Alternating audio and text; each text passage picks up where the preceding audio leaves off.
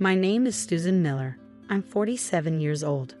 I've been married to John for 25 years. Our family includes John, who is also 47, and our daughter Emily, who is in high school. But something happened because of John that almost broke our family apart. It all began when John forgot his phone at home one day when he went to work. He's always on that thing during meals. It's no wonder he leaves it behind sometimes. When I picked up his phone, I saw messages from a woman I didn't know. Are you coming over today or staying with your wife? I need to talk to you, Mia, so please come over. What is all this? I panicked as I read the shocking messages. Then my husband John, realizing he'd forgotten his phone, returned home. Do you know where my phone is? It looks like I left it at home. Come on, if you have it, just give it back. I'm going to be late for work. What's going on? Who's this legal wife? And who's Mia? When I confronted him, John seemed surprised at first but then sighed heavily and began to explain. I was planning to tell you about this. I had everything prepared, but I guess getting caught now is probably the right timing. The right timing? What do you mean? Just like you're thinking, I have a mistress. Those messages you saw were from her. What? You've been cheating? For how long? I guess it's been over 15 years now. Over 15 years? Yeah, her daughter is in junior high school now. She's technically my child. She would be Emily's half-sister. She's facing high school entrance this year. It's going to be tough. So I'm planning to divorce you and marry her. I intend to support my daughter as a father. I couldn't understand what John was saying at all. Daughter Emily is your daughter too, isn't she? Don't you care about her? I didn't say I didn't care about her. Emily has been my precious daughter for 17 years too, but I don't plan to take her with me. It would be awkward to have a daughter who's not biologically related to her mother and the family, you know. Everyone would feel uncomfortable. So I'll leave Emily to you. In return, I'll make sure to pay child support until she graduates from college. And if Emily reaches out, I'll be willing to talk. So that should be fine, right? Are you serious? I'm dead serious. In fact, I think I'm offering a pretty good deal. Oh, and here, I shouldn't forget to give this to you. What's this? I've already filled in my part, so just write down yours and submit it. Let me know once you file the divorce papers.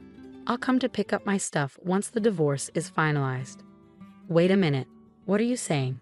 You're not coming back. Yeah, I'll be living at her place from now on. I'll talk to my folks. You just take care of Emily and don't do anything unnecessary. Well then, thanks for the last 25 years. Take care. Hey, just wait. John handed me a divorce paper and left the house in his usual attire for work. I'm sure her place must have been prepared with all the living necessities for him. How could this? What am I supposed to do now? What's wrong? Why are you upset so early in the morning? Did something happen?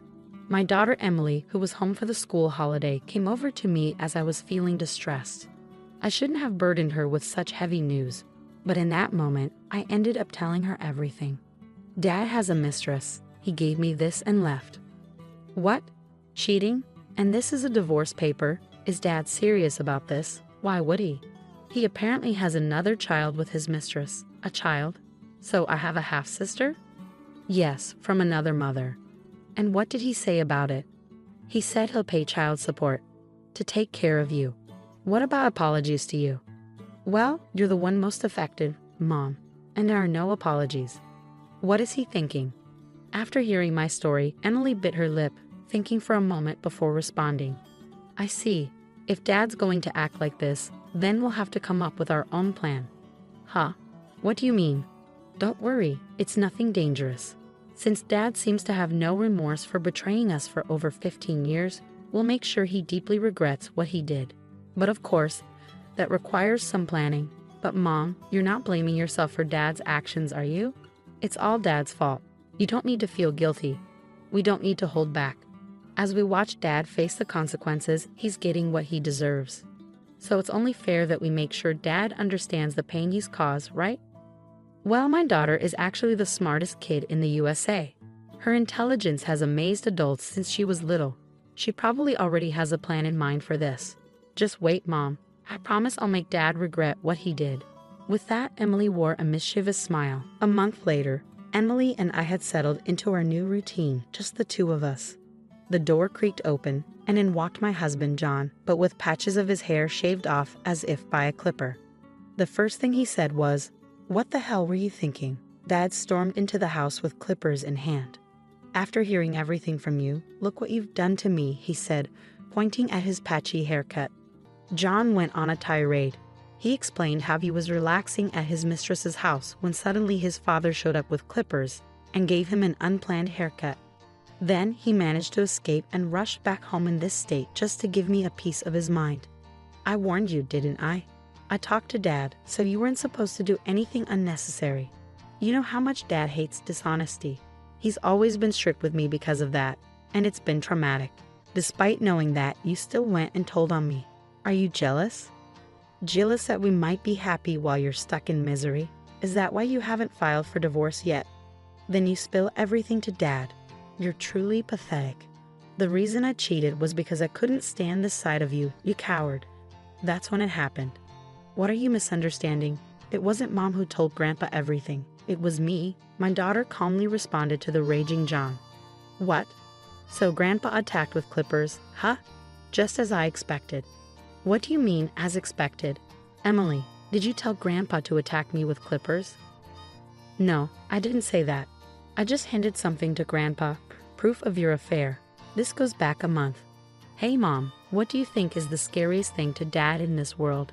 Soon after John left, Emily asked me that question. The scariest thing to him?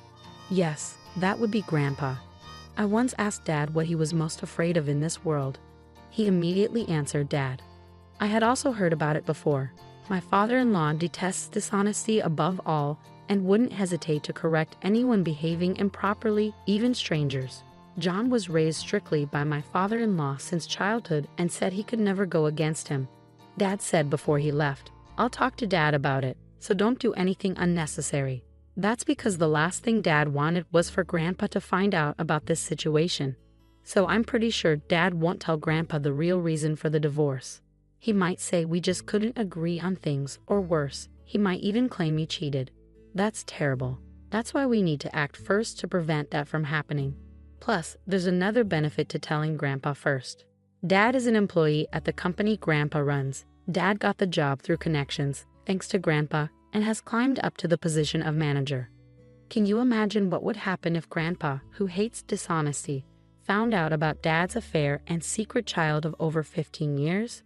It's going to be a big mess, maybe even a trigger for Dad to get fired. Dad seems to have earned some trust at his company, but Grandpa is definitely Dad's Achilles heel. That's why I plan to use this to our advantage and push Dad into the depths of hell. But first, I need to gather solid evidence of the affair to make Grandpa understand.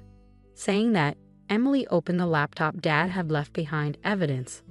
How are you going to? Normally, you'd need a detective agency to catch evidence of an affair. And there's probably a password on that laptop, right? I doubt he'd leave anything compromising on it. Normally, yes, but I don't need any of that. There's no point in paying someone to find something that's right here. Saying that, my daughter dismissed my concerns and rapidly typed on the keyboard, managing to unlock it in just a few seconds. She then extracted all the relevant information contained within. Wow, you really unlocked it. Well, of course. This is nothing for me now. Let's see what kind of evidence Dad left on this laptop. From their exchanges, it looks like Dad's mistress was an ex-girlfriend they reconnected. When I was still in your belly, Mom, that reunion sparked an affair that lasted over 15 years. Look, here's a photo. Dad's mistress seems to be this woman. Mom, do you recognize her? The photo Emily showed me was one of Dad and his mistress looking very close. I had seen the woman in the photo before. She's Dad's childhood friend. She got married early and moved away from her hometown. But after her divorce, she came back. I met her once when we visited his parents. I see. So she came back to town, and that's when the affair started. I'm truly appalled by my own father. Suddenly, Emily froze upon seeing a particular photo. What's wrong? Did you find something? Look at this. Emily looked at a photo of a girl who appeared to be the hidden child. Probably this is my half-sister, Dad's secret child. Are you okay? If it's too hard for you, Mom can take over, and you don't have to do this anymore, Emily. No, it's not that I mind. I want to see this through to the end. Saying that, Emily turned back to the computer. It seems like this girl hasn't been officially recognized as Dad's child. He hasn't acknowledged her. Well, that makes sense. He was probably planning to acknowledge her after the divorce. I'm not sure if this girl knows about us yet, as Dad said. It's confirmed he has a secret child, but I found out something else that's shocking. Shocking? Dad seems to have bought them a condo. What? A condo? Yes, a new condo right in front of the station. Given the location and it's a high-rise, it must be quite expensive. Oh look, the price is listed online. When I checked the price of the condo my husband bought for his mistress, it was a whopping $1 million. On the other hand, we live in a rental condo I've been leasing since my single days. We discussed buying a house many times, but his consistent response was renting is more cost-effective. So there was this reason behind it. Is that all the information? I was expecting a bit more, honestly. Isn't this enough? It's sufficient, but I wanted more concrete evidence, like photos of them coming out of a hotel. The information we got from this computer includes the mistress and the hidden child's names and photos, and the fact that Dad bought a condo for his mistress. How about we make a direct visit to the condo? If we capture photos of them coming out, that could serve as evidence. Aren't you curious about what kind of life they're leading? Saying that, Emily grinned mischievously. The next day, we headed to the condo where we presumed Dad was staying. The condo looks bigger than in the photos. Really, it's surprising he had enough money to buy a condo for his mistress. Where did he get the money? Mom, isn't that Dad? Looks like they're heading out as a family, Emily pointed. And there were Dad, his mistress, and the hidden child. I quickly captured their image on my camera. From the outside, they look like a normal family. You wouldn't think he's been having an affair for 15 years. They must be considered a happy family by the neighbors. At that moment, we overheard a conversation from the three passing right by our hiding spot. Hey, when's the divorce going to be finalized? You shoved the divorce papers at your official wife before leaving, right? Yeah, but she seems reluctant. Hasn't got any message that she submitted the divorce papers, even though I said I'd pay alimony. What's she hesitating for? Maybe she still has feelings for you, who knows? But even if that's true, you're the only one for me since the beginning. I have no intention of getting back with her, John. Hey Dad, what about me? I'm more important than that other daughter, right? Of course you're my only daughter, Mia. Yay, I don't care if she goes to some famous high school or whatever. Dad chose me. I wonder what kind of face she's making now, being abandoned by Dad. Poor thing. Hearing their outrageous conversation left us astounded. Then, I thought she didn't know since she's not recognized, but she knew about us. No need to hold back then. Let's not just plunge Dad into hell. But those two as well. Emily seemed even more determined to seek revenge after overhearing their talk, glaring at the three with a wrathful expression. But it's good we came here. We got a video of the three leaving the condo, and thanks to their chatter so close to us, we caught their entire conversation. With this evidence, I bet we can demand a much higher amount, and Grandpa won't stay silent for sure. With that evidence in hand, we went to a law firm to draft the claim documents. For the finishing touch, Emily and I headed to my in-laws' house. It's rare for you to visit without notice, and just the two of you at that. Something happened. Actually, I shared everything that had occurred with my in-laws, Mike and Lily. Mike started trembling and then exploded in rage. Over 15 years of cheating, and he even has a secret child. That bastard, where is he now? He's been at his mistress's place since he left in the condo he bought her, right in front of the station. What? When Dad said, my daughter is only Mia. Only you, does Dad hate me? After living together all this time, he values that woman's child more. And if Mom and Dad get divorced, does that mean I'm no longer Grandpa and Grandma's granddaughter? I don't want that, Emily. That's not going to happen. Even if they get divorced, you're our only granddaughter. Don't worry, Grandpa will make sure he pays for this. His expression was exactly like Emily's that time. He had a look of burning vengeance on his face. And then, a few days after we left his house, Mike, armed with a clipper, raided the apartment where he was staying. That's how we got to this point. You did this. Sorry to shock you, but I have something to give you. With that, I handed my ex-husband a brown envelope. What's this? Open it, you'll see. He hesitantly opened the envelope and turned pale upon seeing the contents. What? Why?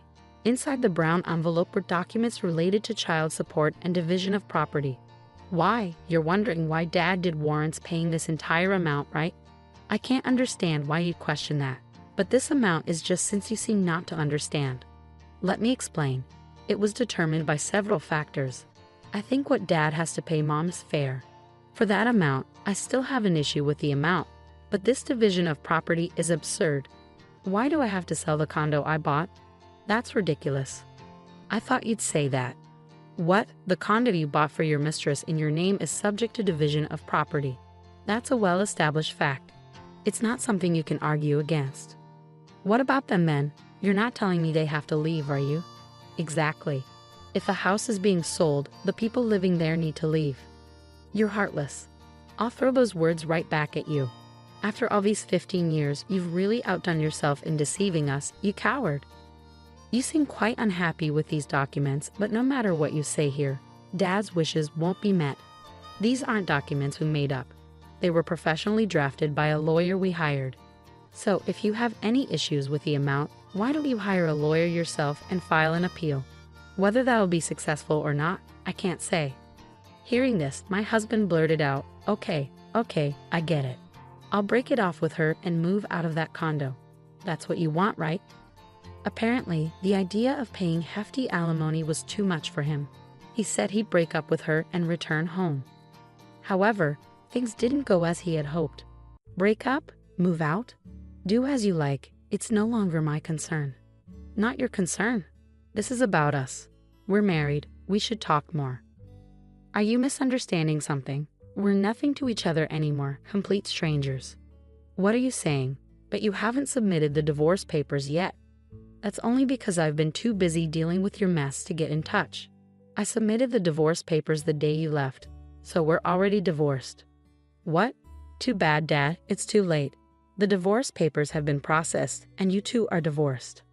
As for the documents, we'll be claiming accordingly. Damn it. And don't forget about the child support payments. I heard it from Mom. You said it yourself, right? That as a father, you would diligently pay child support until I graduate from college. Thinking back, I can't recall any fatherly things you've done for me, but at least for this last part, be responsible and live up to your word, Dad. Jan was left speechless by Emily's words. Then, that moment came. A call came through on my phone. It was John's father, Mike, probably anticipating that the ex-husband had stormed back to me. He called, and his guess was spot on. Seeing that I was on the phone with his father, the ex-husband's face turned pale. Mike wants to talk to you, Dad. No, tell him I'm not here. That's impossible. Besides, Dad knows you're here, so avoiding him now will only make things worse later, won't it? Reluctantly, he took the phone and started talking. Dad, what do you want? I didn't. Why do I have to come home? Wait just a minute. Hey, what did he say? He said I have to come home because he has something to talk about. Well, you better go then. Go? Are you kidding? If I go to Dad, I'm finished. What should I do? But fretting about it here isn't going to help, is it? What do you mean? Grandpa said you're fired. Why? I don't know the details, but if it's serious enough for a firing warning over an affair, you must have done something quite bad, right? Well, looks like you do have an idea by that expression. Then you better hurry to Grandpa's place. Hearing his daughter's words, the ex-husband rushed out of the house in a panic. It seems his position meant everything to him after all. Dad, that was quicker than expected. I heard from Emily. Are you serious about firing me, Dad? Just because of this affair, which has nothing to do with work. And now you're firing me? This is clearly wrongful dismissal. Wrongful dismissal? Have you forgotten all the mistakes you've made? Unauthorized absences, being late, trouble with employees at partner companies are everyday occurrences. Other employees had to clean up your messes while you strolled around like you own the place because you're the president's son and the presumed next president. It's only natural you be laid off for this. This is a fair decision. But so suddenly. True, I've turned a blind eye until now because you're my son. But that ends today. What do you mean by that? After today, I'm cutting ties with you. You betrayed the two people you should have cherished most, trying to find happiness just for yourself. You're no longer my son or anything to me. Never show your face to me again. No, this can't be true. To my father-in-law's declaration, the ex-husband was fired. Furthermore, being told that their familial bond was severed, he collapsed to his knees, screaming in agony. When my father-in-law told us this, Emily and I high-fived each other. However, a few days later, he did as Emily suggested and hired a lawyer to dispute my claims, but his appeal was rejected. In the end, he had to pay exactly as I initially demanded. It seemed John's mistress was entirely dependent on the ex-husband's salary, being a part-time housewife with a meager monthly income. Hence, I admit to what I've done and I'm reflecting on it, but I can't pay such an amount. Half? No, even a 30% reduction would be appreciated. She pleaded for a reduction, as if haggling at a market, but I rejected it. Eventually, her parents had to pay off the debt in her stead. Thus, even though he got his wish to remarry his mistress, he ended up in a terrible living situation. Of course, the hidden child who was supposed to enroll in high school couldn't do it due to her parents' self-inflicted plight. As for us, then, Mom, I'm going to take care. You too, it's really dangerous out there these days. I know, Emily. If anything happens, make sure to contact me. Even if nothing happens, I'll still check in often, and I'll come back home, even if you get tired of me. Since then, Emily has been attending a university and is living on her own for the first time today. But I'm not too worried. After everything she's managed to pull off almost single-handedly, I'm sure she can overcome anything that comes her way. My wife told me she's pregnant, but I can't be the dad because I can't have kids. Still, I act like I am. I'm 38 and married my wife, who's 33, 2 years ago. We dated for 3 years before that. She wanted to get married more than I did, so I agreed to make her happy. About a year ago, we tried to have a baby, mainly because my wife wanted to. It was tough emotionally, and my wife wasn't very nice during this time. I tried to cope with her behavior, but it was too much. Eventually, I got tested and found out I can't have kids. It really hurt because even though I wasn't initially keen on having a baby, I started to imagine myself as a dad and really wanted it. Finding out I couldn't be a dad was devastating, but the hardest part was yet to come. I struggled to gather the courage to tell my wife that I was the reason we couldn't have a baby. I was scared of how she'd react, especially considering how she'd been treating me lately. I couldn't bear the thought of her disappointment when she realized we might never have children together. So I waited a few days after getting my test results before telling her. But before I could, she surprised me. Just 4 days after learning I was sterile, she sat me down and said she had important news. I was terrified, thinking she somehow knew about my condition. But no, her news was different. She was pregnant. I was completely shocked by what she said, but I pretended to be happy for her. The next day, I got tested again to be sure about my sterility, and the results were the same. I felt lost because if I wasn't the father, then she must have been cheating on me. The fertility treatments she would need were expensive, and she couldn't have afforded them without my help. So it seemed clear she was cheating. It was such a strange and awful thought that I didn't know what to do. Meanwhile, my wife was busy planning a big party to announce her pregnancy. She looked so happy, and I felt crushed inside. But I had to hide my emotions because I needed to figure out what was going on. I kept everything to myself, not even telling my family. It was too personal and awkward to share with anyone. I couldn't confront my wife either. Too much time had passed, and I needed to know who the real father was before I said anything. Fortunately, I found out at the party. Many people were there, including our families, friends, and some of my colleagues. She even invited our neighbor from across the street, a 27-year-old guy who's a model. He's undeniably good-looking, probably better looking than me or most people given his profession. He moved in with his aunt, who lives nearby, to pursue his modeling career since his own family lives far away. My wife always had a soft spot for this guy. When he first moved in, she'd cook for him and his aunt, and he'd even joined us for dinner a few times. We'd chat about his work, and he seemed well-spoken and educated.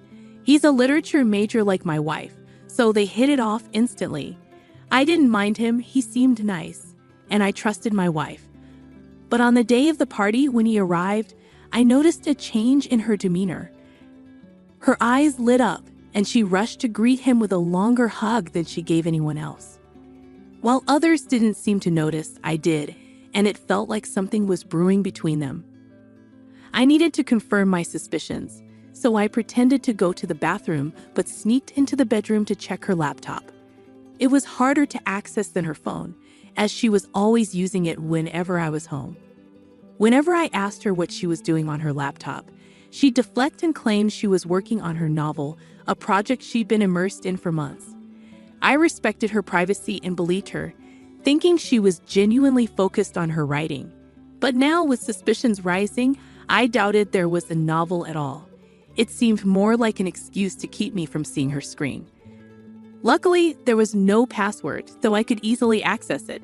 After some searching, I discovered another email account she had. I switched to it and found a trove of emails exchanged between her and our neighbor.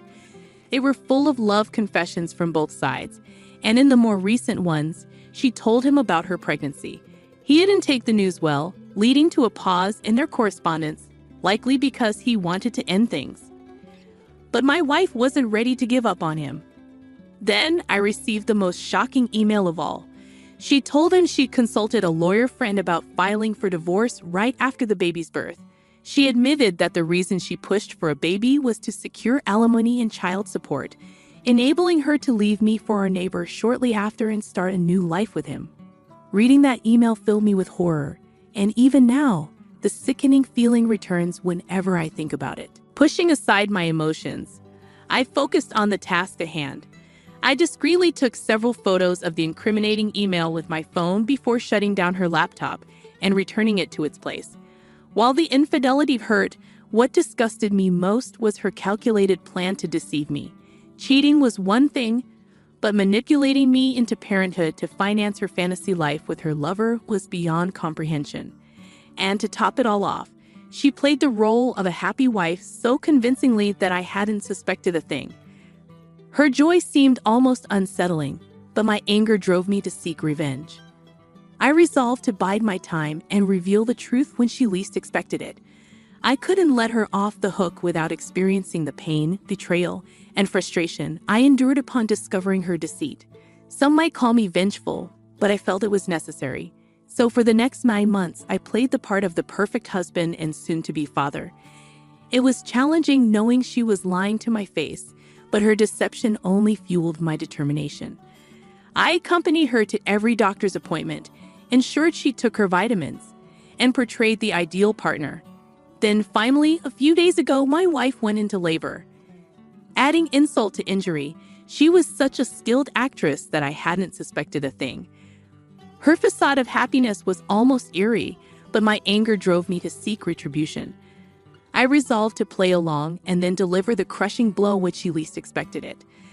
There was no way I would let her escape the consequences without experiencing the pain, betrayal, and frustration I felt upon discovering her deception.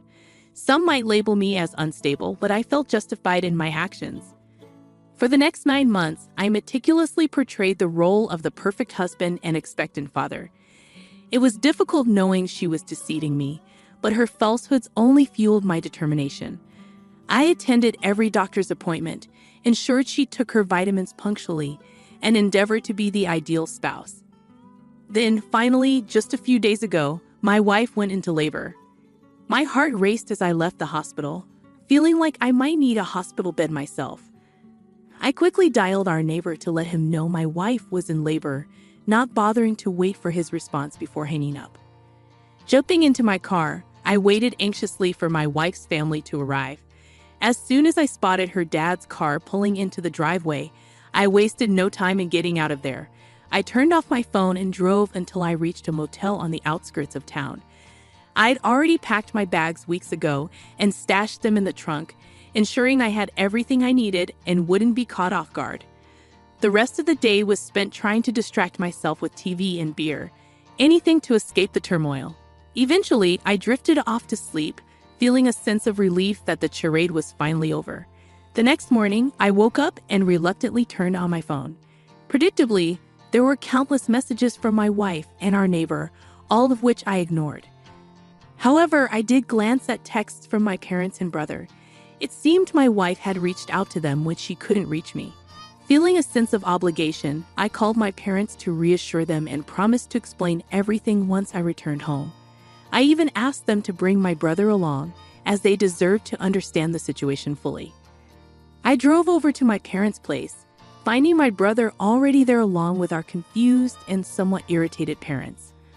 Understandably, they were upset because I had missed the birth of my own child, which also meant they missed becoming grandparents in the moment. Sitting them down, I laid out the entire story, explaining my actions and reasoning behind them. By the time I finished, they were left speechless. I braced myself for a barrage of questions and accusations, but surprisingly, there were none. My dad simply expressed a hope that things wouldn't escalate further, and if the others had anything to say, they kept quiet. It seemed things were calm on that front.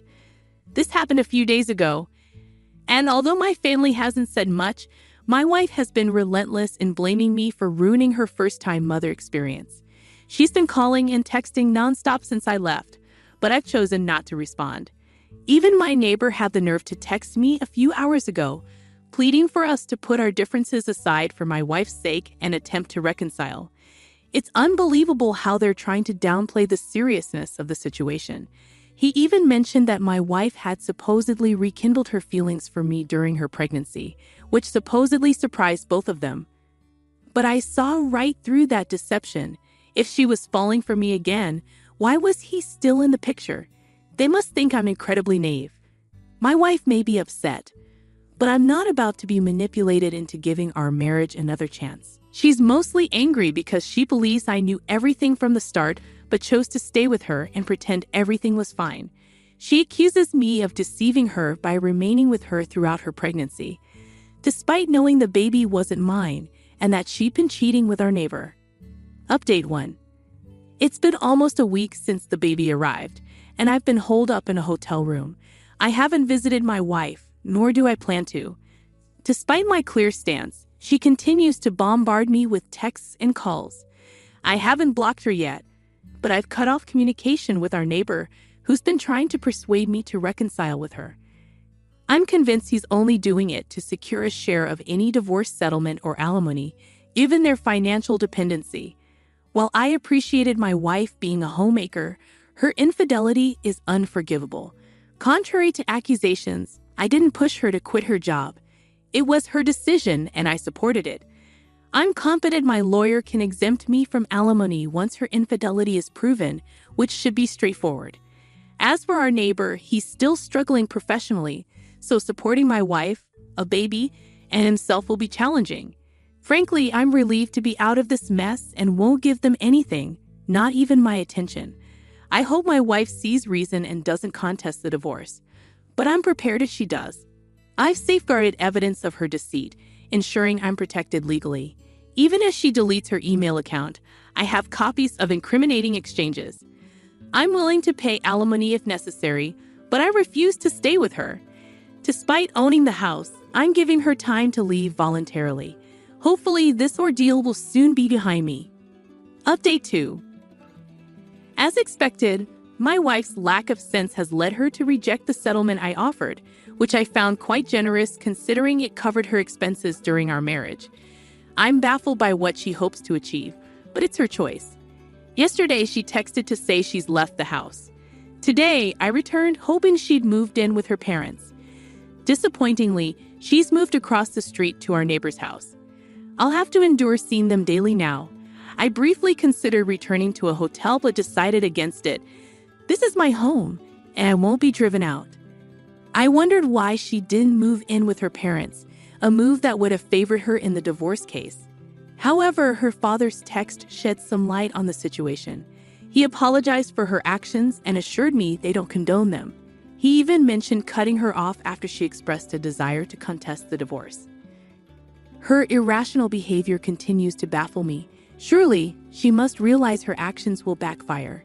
Either she's foolish or has sinister intentions. I hope it's not the latter, but with her, I wouldn't be surprised.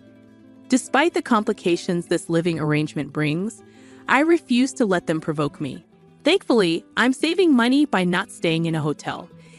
It's been a month since negotiations began, and so far, things aren't looking good for my wife.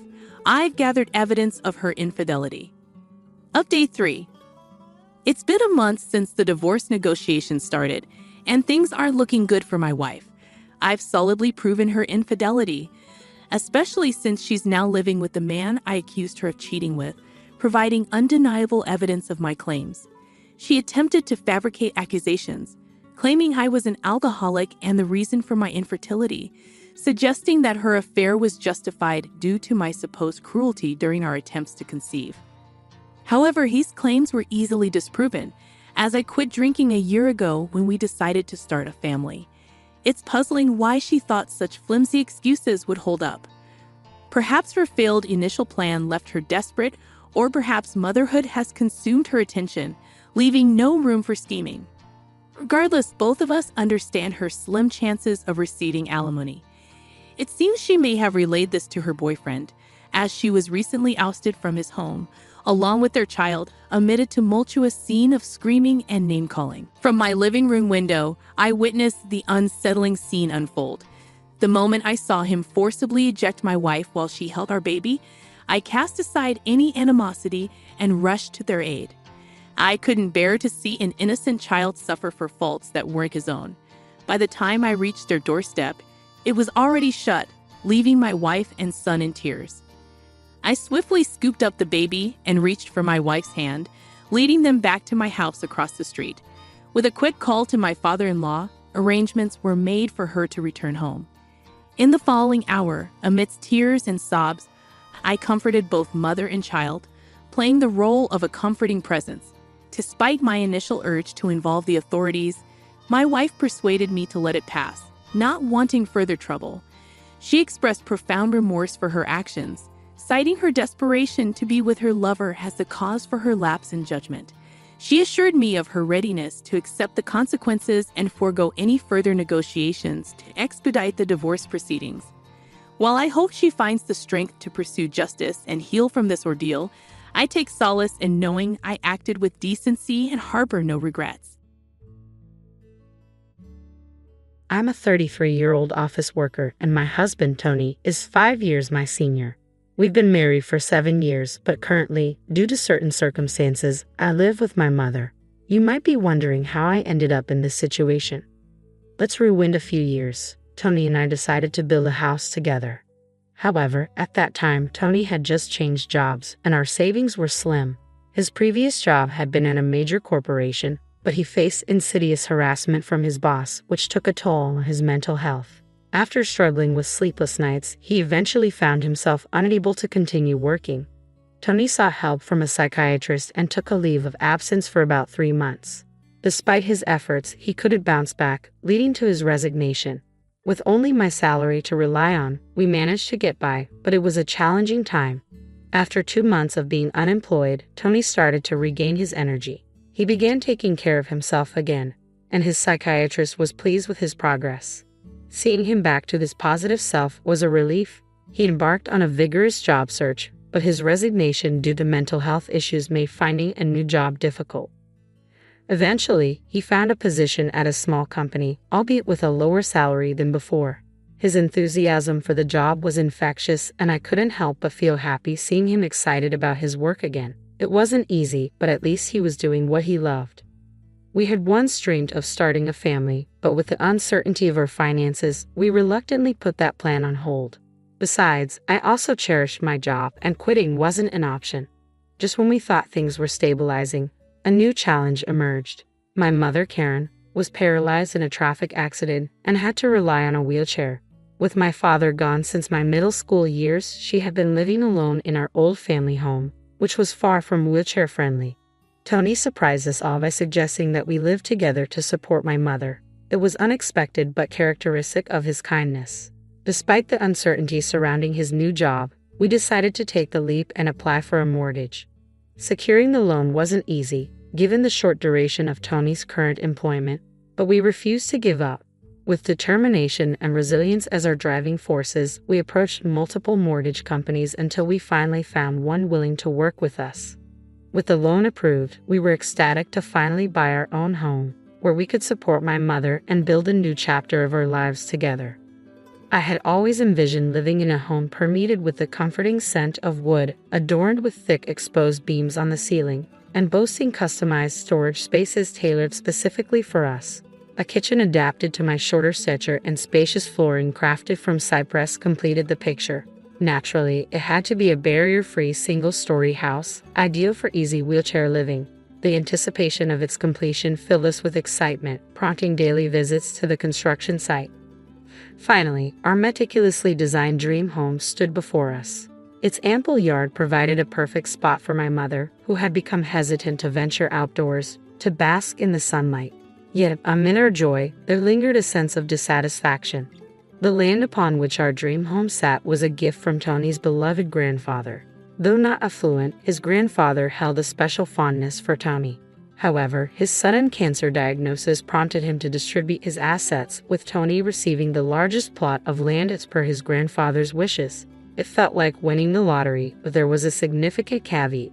The plot was merely a 5-minute stroll from Tony's family home. When we informed them of my mother's plan to move in with us, Tony's sister scoffed, deriding the idea as shameless and attributing trouble to my presence as a supposed outsider. Tony's mother echoed this sentiment, insinuating that caring for the elderly was burdensome and casting aspersions on me as if I were some sort of curse. In the face of their hurtful remarks, Tony staunchly defended my mother and me, asserting that his grandfather's gift should be cause for celebration, not contention. Despite his efforts, it became apparent that Tony's mother and sister harbored a level of malice that bordered on world class. It's truly remarkable that someone as kind-hearted as Tony could emerge from such a family dynamic. To me, he's akin to a beautiful lotus flower, flourishing amidst the murky waters. Tony often remarked about his family, citing them as prime examples of what he didn't want to emulate at home. I suspect Tony's grandfather bestowed upon us this land with the hope that we would care for his mother in her later years. Despite having other properties, he allocated Tony's sister a parking lot situated a mere 10 minutes walk from their family residence. While smaller in size compared to our portion, it already had a lucrative parking contract, offering substantial monthly income. Personally, I might have preferred this arrangement, but receiving any gift is indeed something to be grateful for.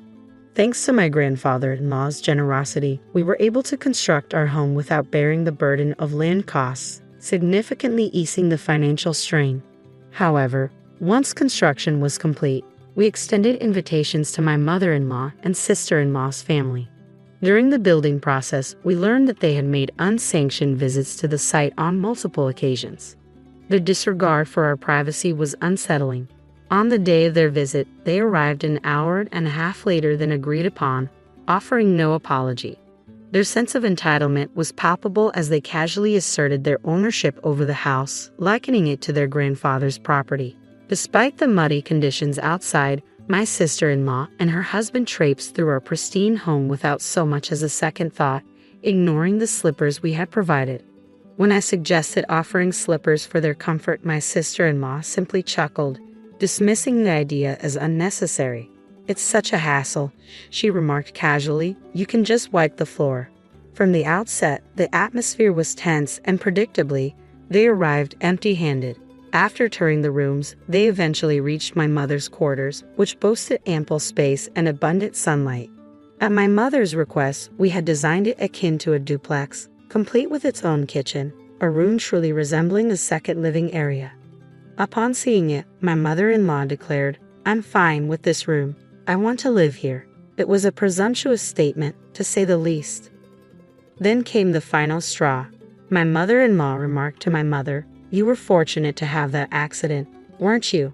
Thanks to being paraplegic, you've moved from that old shack to such a nice house. Isn't it a turn of fortune?" My mother remained silent, her expression betraying her inner sadness. Internally seething, I was on the brink of erupting in anger, but before I could speak, Tony intervened. In a firm tone, he confronted them, questioning their humanity and expressing his disgust at their callous remarks. He demanded an apology, unwilling to tolerate their insensitivity. Instead of remorse, they responded with defensiveness. My sister-in-law accused Tony of being high and mighty, while my mother-in-law attributed Tony's supposed misfortunes to our marriage. But Tony refused to back down, vehemently defending my mother and our family. Frustrated by Tony's unwavering stance, my mother-in-law and sister-in-law eventually left, shooting me a contemptuous glance. My mother, witnessing the confrontation, offered Tony a heartfelt apology, acknowledging the pain their words had caused. In the aftermath, amidst the lingering tension, my mother extended her own apology to Tony. "I'm sorry," she said, a glimmer of remorse evident in her eyes. "I must have upset your mother and sister. I'm sorry I dampened the mood on the day of the housewarming party." Tony, however, insisted that the blame rested on him. "It's embarrassing," he said. "They really lack decency. But I'm truly sorry. I'm happy to be living with you. Please understand that." As my mother began to tear up, I reassured her. Our new home was close to Tony's parents' house, surrounded by neighbors who had known Tony since childhood. Their kindness towards us eased the transition into our new life. 4 months had passed since that incident, and we were starting to settle into our new routine. My mother's smiles were becoming more frequent. Then one day, I received a call from home while I was at work. Such calls were rare, and a sense of foreboding gripped me. My fears were realized when my mother, unable to conceal her distress, informed me that Tony had collapsed at work. Panic surged through me as I quickly made arrangements to leave for the hospital. During the journey, I tried to remain calm, conjuring up positive scenarios in my mind. But upon reaching the hospital, the sight that greeted me shattered all semblance of composure. My husband, who had left for work that morning in high spirits, was now lying unconscious, hooked up to countless tubes. I was overwhelmed, lost in a sea of disbelief and fear. The doctor's grim prognosis only intensified the sense of despair. "He's in a very dangerous condition," they said. "Even if he survives, we don't know if he will regain consciousness." I felt like I was in a movie, unable even to cry. I prayed fervently, but my prayers went unanswered. My husband Tony passed away just like that. In my state of shock, my mother and sister-in-law showed up, as expected. Upon hearing of Tony's passing, my sister-in-law accused me aggressively. "Did you poison him or something? Were you after his life insurance money?" My mother-in-law joined in, cornering me with her harsh words. "Bad things always happen when you're around. Just like your mother, you really are a jinx." I was too devastated to respond. At that moment, my mother arrived in a caregiver's taxi, tears streaming down her face at the loss of Tony. Seeing her cry finally broke through my shock, and I began to sob as well. As we cried together, my mother-in-law sneered, "Oh, stop it. Can't you quit the fake crying? My son changed after meeting you. Now that he's gone, I don't want to see your faces ever again. They'll appear before us again." With that, she left the hospital. A funeral director soon arrived to help us arrange the funeral.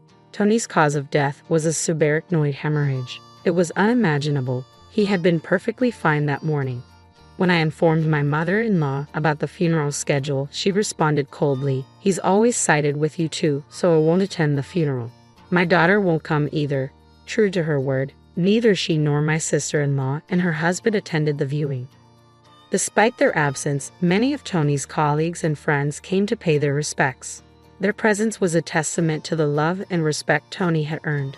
The turnout at the funeral was similarly large, and I could see that Tony was deeply missed. Surrounded by people who genuinely mourned my husband, I felt a sense of solace amidst my grief. Spending the day with those who sincerely missed Tony reminded me of the positive impact he had on so many lives. After Tony's death, I received an email from my mother-in-law, but its content was so inappropriate that I chose not to respond. She was asking about the amount of life insurance money and continued to email me when I didn't reply, eventually claiming she had a right to receive it. I couldn't handle this on top of everything else, so I ignored her messages. When my mother and I arrived home, we noticed the light was on inside. "That's strange," my mother Karen said, puzzled. "I thought we turned off all the lights." "Maybe I forgot to turn it off because I was too agitated," I replied, trying to reassure her. "It's only natural to be upset given the situation." As I unlocked the door, we could hear the sound of a TV coming from inside, which was definitely odd. My mom and I exchanged worried glances and cautiously entered the house.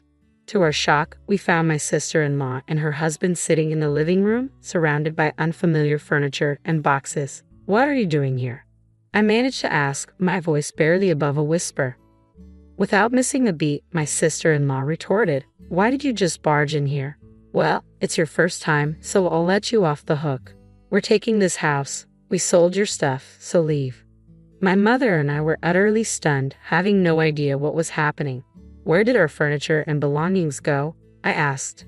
She nonchalantly replied, "We had a resale company come today and they took everything. You had some pretty good furniture. We got a good price for it. We bought this new furniture with that money. Who wants furniture that a dead person used? It's bad luck, isn't it? I'm the type to care about such things. Your stuff is packed in these boxes. I don't know if you're minimalist or just poor, but it was a relief that you had so few things." The furniture was carefully chosen by my husband, and I couldn't forgive them for this. My mom was also furious, her face turning beet red, but she was too shocked to respond. I immediately called the resale company. After explaining the situation, they agreed to treat the items as stolen and promised to return them. Honestly, with my husband gone, I want nothing to do with his family, but I do feel a strong desire to stay in the house filled with memories of him. As I grappled with these conflicting emotions, my mother leaned in and whispered to me, "What do you think Tony would say if he were here now?" "Maybe he'd say we should leave." "I'm sure that's true. Tony always used to say, it's worth spending time with people who understand you. But there are also people who just won't get it, no matter how much you explain. It's a waste of time dealing with those low-level aliens." He was, in fact, talking about his mother and sister. I can see it clearly now. If we continue to live here, his family and relatives will keep interfering. So, impulsively, I signed a lease on an accessible apartment. My mother was taken aback by my decisiveness. I asked the resale company to keep the furniture for a few days, and 3 days later, we moved it to the new apartment. In exchange for moving out, I made my mother-in-law and sister-in-law promise to cut ties with us. And so, a new life began with just my mother and me in the apartment. Tony had so many life insurance policies, it was almost obsessive. He often joked, always with a smile, "When I die, you guys will be rich." True to his word, my husband left my mother and me enough money to be comfortable for the rest of our lives. Tony was unable to secure a mortgage when we bought the house, so as an employee at a major corporation, I purchased the house under my name. I ensured that even if something happened to Tony first, I wouldn't be stuck paying a mortgage for a house I wouldn't live in. According to the original contract, the house would be auctioned off if the mortgage wasn't paid for 3 months. In the hustle and bustle of life, 3 months passed in a flash. Then, I received a barrage of calls from my sister-in-law, Jessica, filled with astounding fury. My call history was flooded with calls from Jessica and my mother-in-law, Linda. What the heck? This is seriously scary, I thought. It felt like something out of a horror movie. Since they were being incredibly persistent, I picked up the phone and found out they were furious that the house was being sold. Apparently, when they returned home, they were unable to get in and found a seizure notice. Jessica and her husband had moved out of the apartment they had been living in since Tony passed away, and Jessica had also quit her job. I suggested they move back into their parents' house as they were panicking about suddenly being homeless. To my surprise, Linda had become so involved in gambling that she couldn't keep up and had sold her own house. It seems they had been living together for the past 2 months. From what I hear, they even sold their primary source of income, a parking lot in front of the train station, a long time ago. Now, Linda and Jessica's family are completely homeless. When Linda said, "I'm sorry for everything, let's get along. Can you lend me some money, please?" I replied, "I think it's best if you stay away since I'm a jinx. We're strangers now that we've severed ties." Linda fell silent, mumbling a weak In my mind, I was laughing, thinking, who's the real bad luck charm here? When I said, "I won't lend you a single cent," Jessica, who had been listening to the conversation, shouted, "You devil. Bring us the money right now." "I am a devil and bad luck, so I'm going to hang up now," I replied and ended the call. In truth, I had involved the lawyer for the past 3 months, pushing for the auction of the house. I thought it was an unusual case, but apparently it's not that uncommon. The house was sold without any major trouble, allowing our family a moment of respite. We plan to find a new home with the money Tony left us. Since it's just my mother and me, we don't need a big house. We prioritize security as 2 women living together. So, I chose a condominium with minimal noise disturbance. I remember something my husband always said when we built our home.